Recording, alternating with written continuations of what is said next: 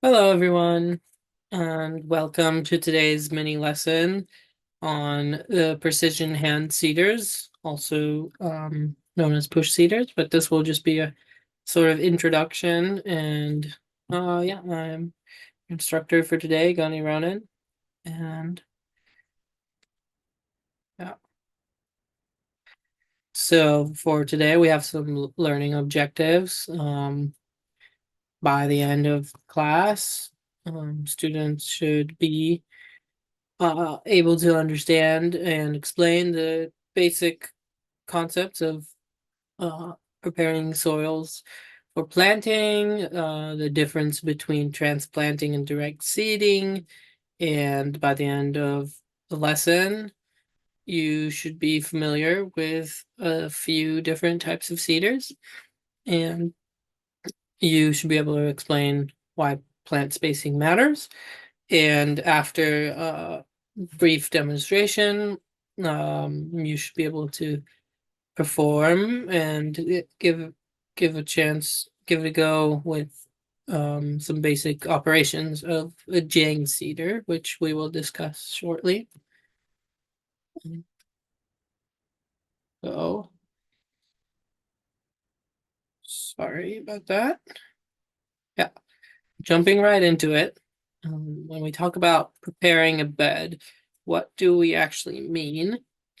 And so whether or not one is transplanting or direct seeding, which again we will get to shortly, the ground needs to be prepared in a certain way. Beyond soil conditions of fertility, having the right fertilizers and actual chemistry present, microbiology, correct pH, soil texture is a very important factor, and more importantly, when we're thinking about that, we're discussing plant debris and the amount that is acceptable. And that is, of course, dependent on what kind of equipment you use. Other than a few exceptions, generally direct seeding requires a finer texture. Um, because you are having equipment go through directly into the soil, versus transplanting. You're usually doing that by hand or with machines that are very specialized to doing that. And so let's go into the more nuances of what is the difference between transplanting and direct seeding. Um, there are two main ways of specifically annual vegetable production plants and getting them in the ground. And those are the two. So transplanting involves raising plants in a controlled environment, mostly in small pots, and when the time is right, they bring them outdoors and put them in the ground. And so advantages of this in method includes that plants get a head start. You can raise them in the greenhouse that is heated, and then you can start them early in winter even. When you're putting them out, you get a very consistent plant spacing, especially if you use tools to mark out the beds or if you're using large scale equipment. Plants are established and they can often fight out weeds, because the weeds still need to germinate, and catch up. And uh, but a few disadvantages include that you are then dependent on the infrastructure where you raise the plants in. Or if you're buying plants from a farm, they can often be quite expensive.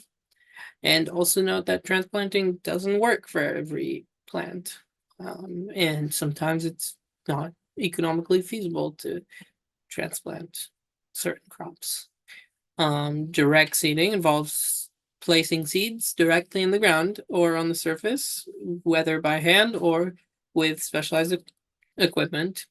And some advantages of direct seeding includes covering large areas in a short amount of time, less labor, tighter spacing to block out weeds once plants are established. So after a few rounds of weeding, whether mechanical or by hand, um, they can uh, fight out because of the tight canopy of the plants.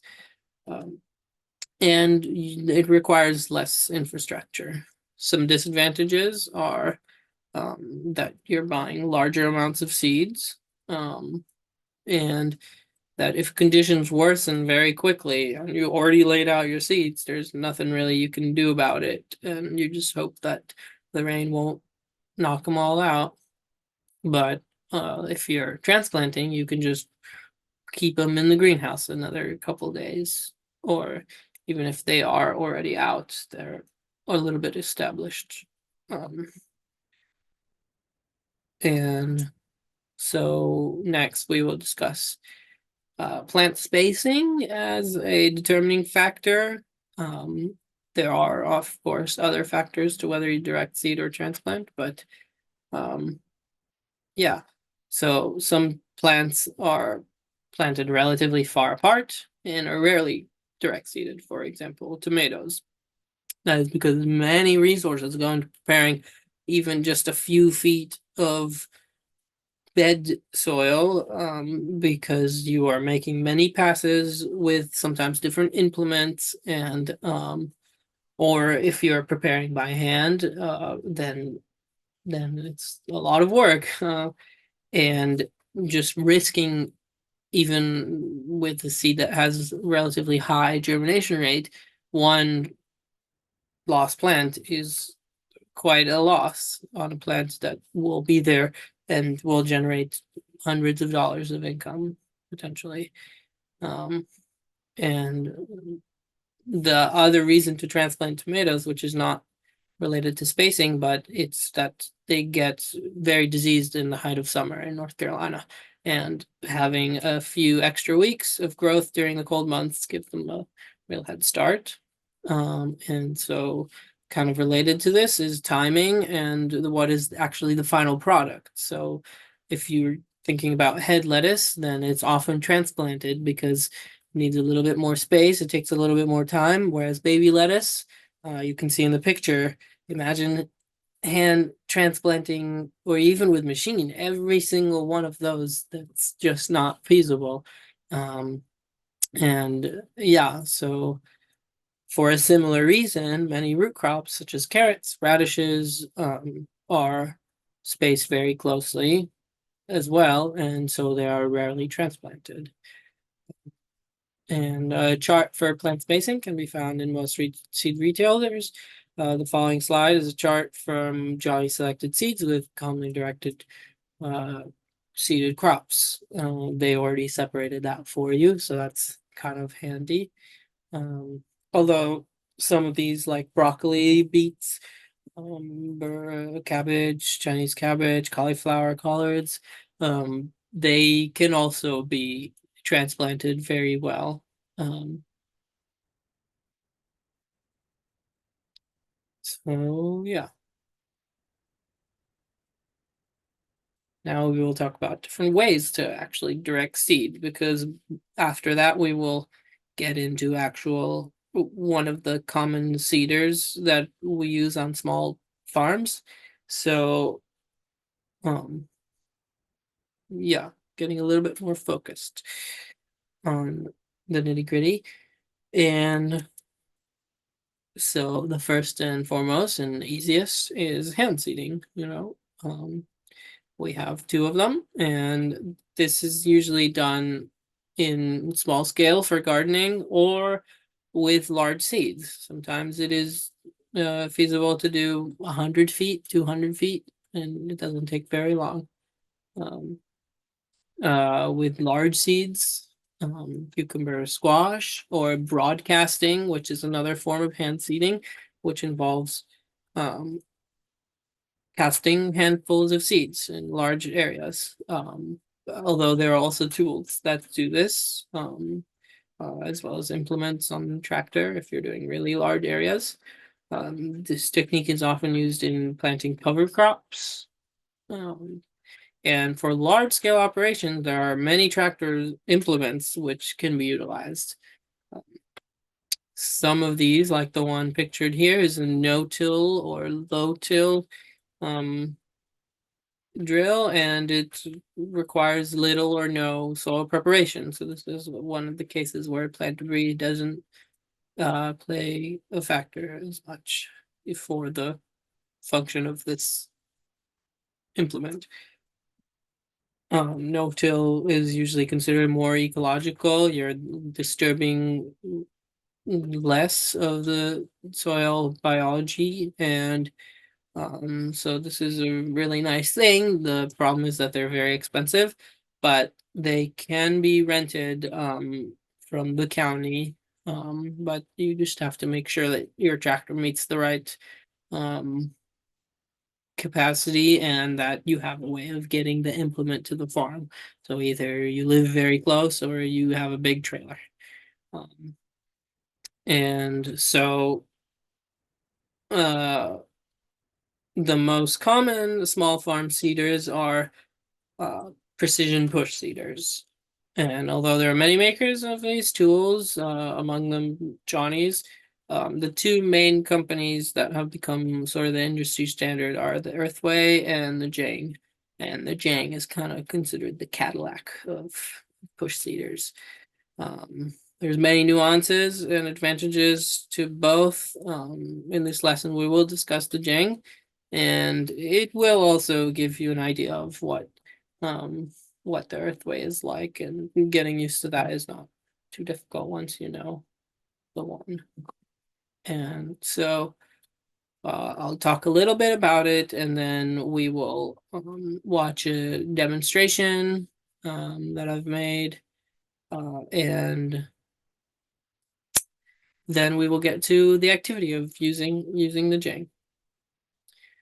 And so the JP1 is the most common model found on small vegetable operations. This is just making one row, hence the one, but they also have models that have many next to each other, and then you can make multiple rows at a time. But this company also makes pull behind implements as well. But when we say the Jang, we usually refer to the JP1. And as with every piece of equipment, it is important to treat it well.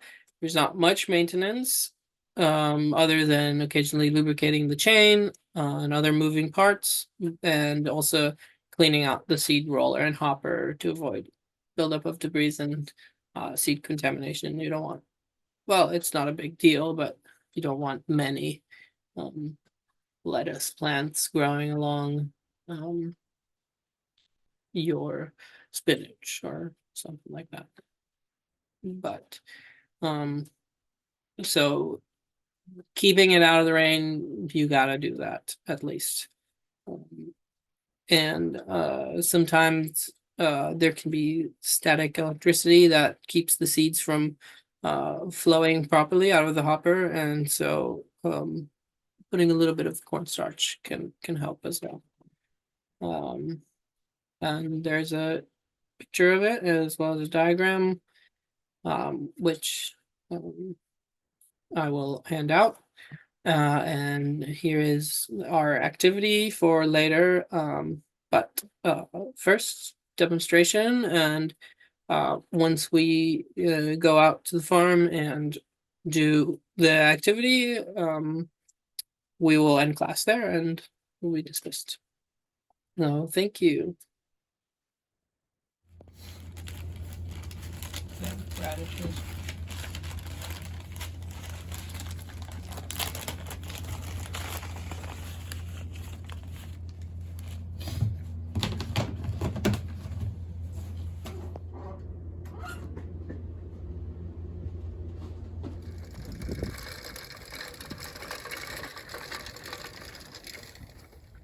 So to give a brief overview of the Jang JP1 seeder, I will first talk a little bit about the different components, some key components that are more important, and then I will demonstrate using it to do a certain seed size and spacing.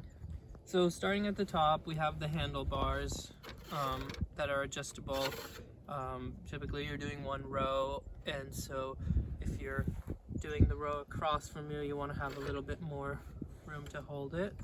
But for the purposes, we'll just put it in the middle for now. Then going down, you have the height adjustment. These are all trivial things for now. These are the gears that you can change out in the gearbox here, which comes out just like that. And then you can easily change them out.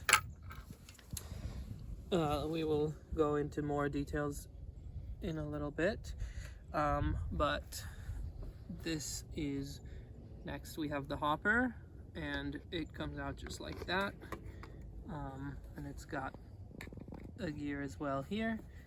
And I suggest that you take it out, put it back in a few times just to get a general sense for how that feels.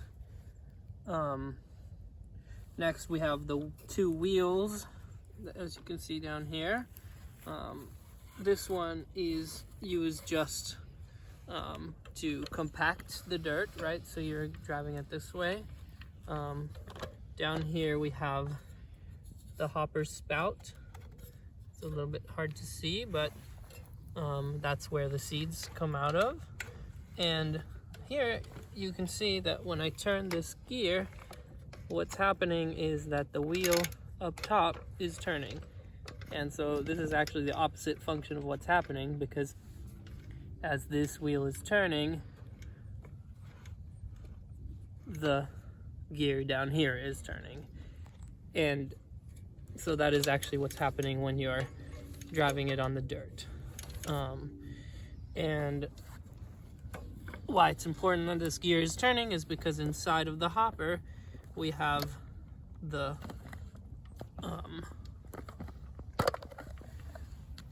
actual roller, and you can see that the roller has little indentations for the seeds. There are other rollers as well that have different sizes. Typically when you buy the Jang, it comes with a few different ones. All right, so wrestled that out of there, and then you can simply change out the wheel. We will most likely be using this one, but we'll find out. And you can also use this time to clean out any debris, check if there's any trapped seeds, like as there are down here. And so you can pull this out as well, get the little seeds out, put it back, and make sure your roller is inserted.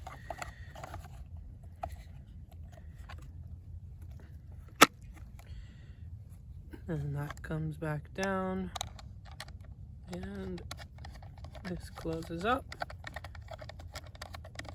And you want to make sure that this square rectangle tab is on this side,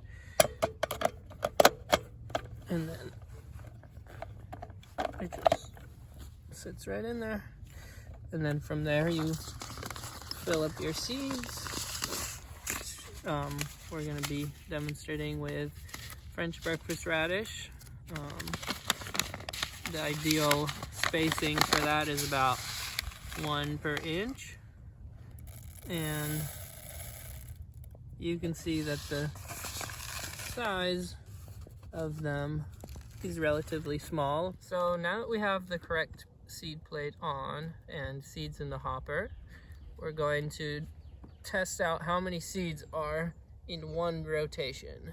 And remember that we're aiming for 1 inch per seed, or 1 seed per inch, which means that 1 full rotation should yield this many inches. And this circumference of this wheel is 36 inches. And so we're aiming for 36 seeds per 1 rotation. And so let's test it out.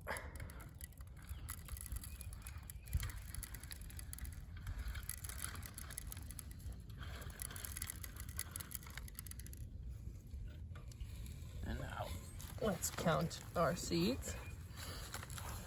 So we have about 40, which is for all purposes close enough. French radishes as well, like a slightly tighter spacing, and so that should work out. If we didn't have the correct spacing, then we could attempt to change out some of these gears, and